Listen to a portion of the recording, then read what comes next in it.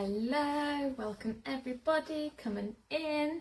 Welcome to another episode 5 with me, Kayleigh Hawkins from KH Coaching and Therapies, and joining me for coffee with the coach.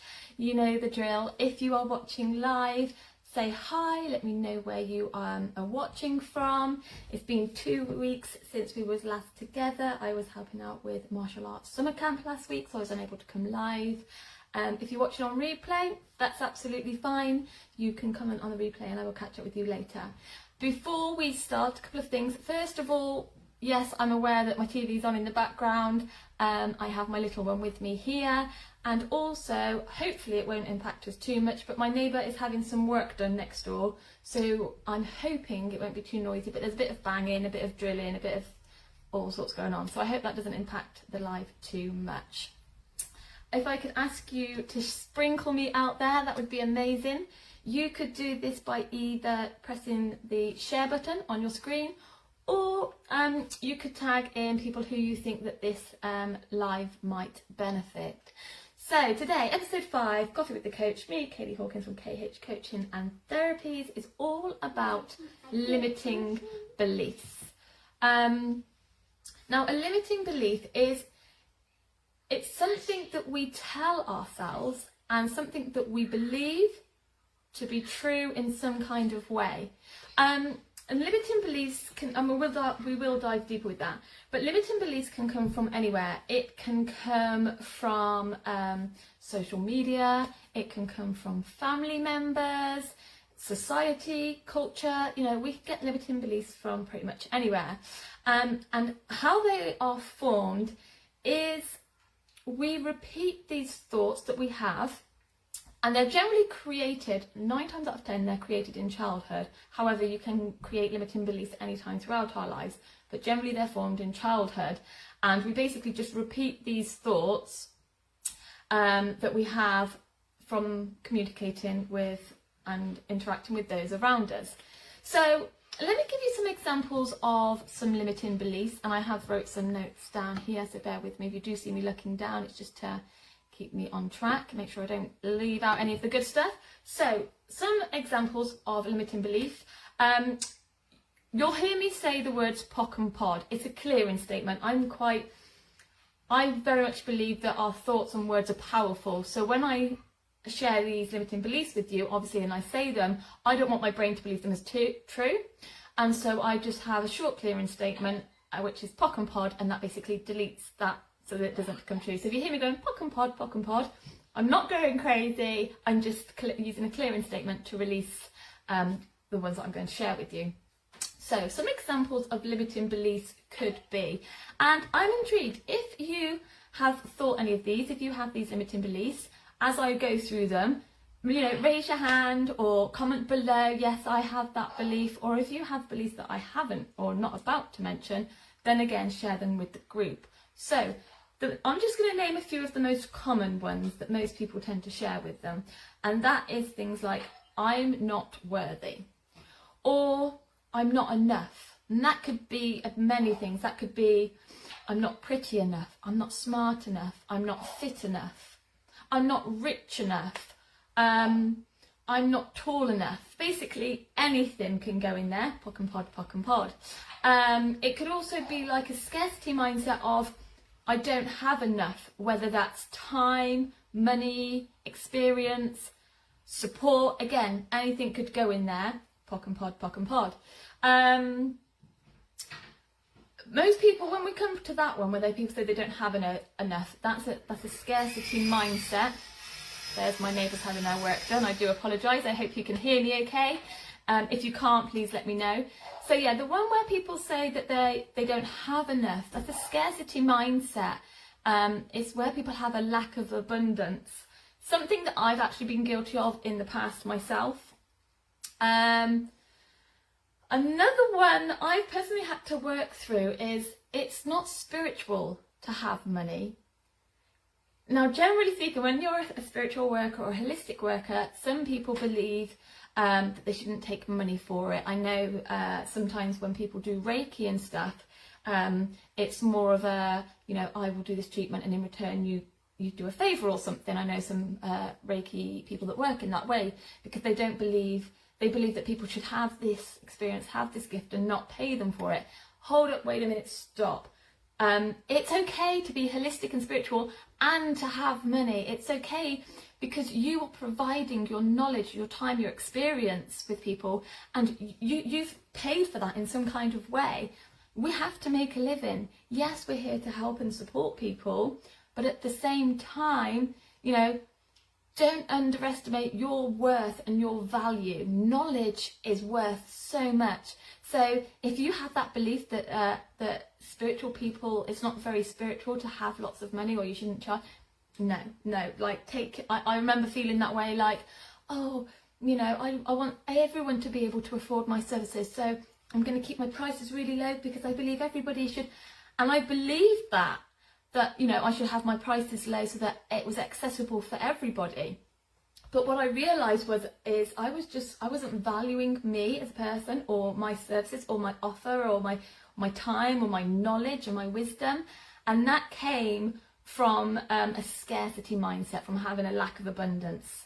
So just be mindful of that one. Another limiting belief that people might have is that they don't trust themselves, or they feel that they can't handle whatever's going on. Or a big one is, some people will say, 1 second Oliver, some people would say, I'm going to fail, so why am I going to bother anyway? Pock and pod.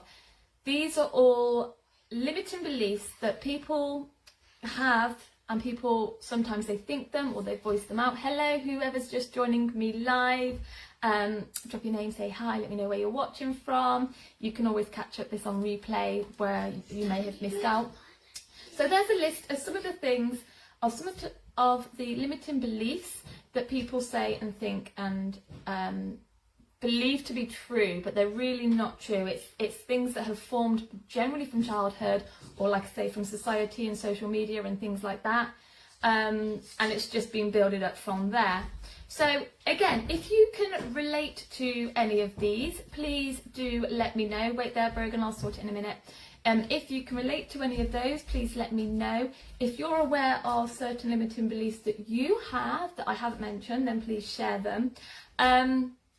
Some people don't even realise they have them. So today I was with somebody today, obviously confidentiality, I'm not going to name the person, but I was with somebody today and they were saying about, there's this thing that they're wanting to do and they're doing A, B, C, D, E, F and G, but it's just not working. Like, no matter what they do, they're not getting the result that they want. And I said, well, if you're putting everything else in place, then clearly you've got a blockage. There's clearly a mindset, something in your mindset, or there's a trauma, there's some kind of blockage there that's stopping you from getting your result. And this person started crying, wet eyes, and they was like, that's it. That's exactly what it is. Like, it resonated with this person so much that, Oliver, I'm going live, darling. If you could sit back down, that would be wonderful. They realised what it was that was stopping them from reaching their goal was this blockage that they had. And they was like, that's it, that's what it is. But how do I stop this? Like, how do I process this, and how do I deal with this? And so we went over some things that she could do by herself and some things that she could do with the support of somebody else. And so some of those things, they could be anything from, first of all, just acknowledging. Oliver, could you just go that way a minute for me, please? Okay. No, other way, darling. I'd like to stop there. Okay, sweetheart. So that could be the ways that she could deal with it herself, as general acknowledging what it is she feels, or they feel, I should say, why they feel that way. We spoke about doing a checklist, you know, write the emotion down, write the circumstance that's attached to the emotion, and then forgive it and let it and go and release it. Other things that you could do is meditation. There's certain meditations that you can do. There's also EFT, which is emotional freedom tapping or emotional freedom technique, and also working with an NLP coach to be able to release it and to let it go. So this is the advice that I was giving this person. I was like, go away, try that, and then depending on how you get on with that, come back and we can sort something else out. So I've already pre-mentioned this in one of my other lives, but I'm running a challenge which is called Let Go So You Can Grow. And within this challenge, it's all about letting go of your self-sabotaging ways and your limiting beliefs. Let it all go, and then you'll be able to grow or achieve your goal or whatever it is that you're trying to get to that you're not able to do because there's these blockages. And I know that most people go through this where they're like, I'm doing this, this and this, but nothing seems to be working. Like, you can do all the actions on the outside, but if in here there's something from blocking you, it's going to have a massive impact on you.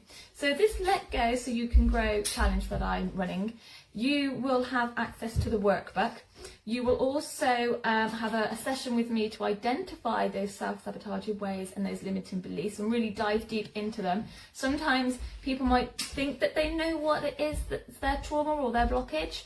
It's only when talking with somebody else that you really... I obviously, as a coach, I can kind of help you, guide you to find what the actual one that's causing the problem for you is. And then we will release them with an EFT session, and then we will reframe it with an NLP session and wrap it all up in a nice little bow. And like I say, you'll get a workbook along with this. Now, I'm offering this, if you're interested, I can put the link in the comments below or reach out to me. And I'm offering this for just £29, which is an absolute steal, because for a starter, an NLP session on its own is £60, and an EFT session on its own is £40. A coaching session with me is £60. And then, like I say, you've got the workbook on top. So if you are interested, I'm only running it this year. It's an absolute steal at £29. That would normally be, so 60 and 60 and 40. It's 160.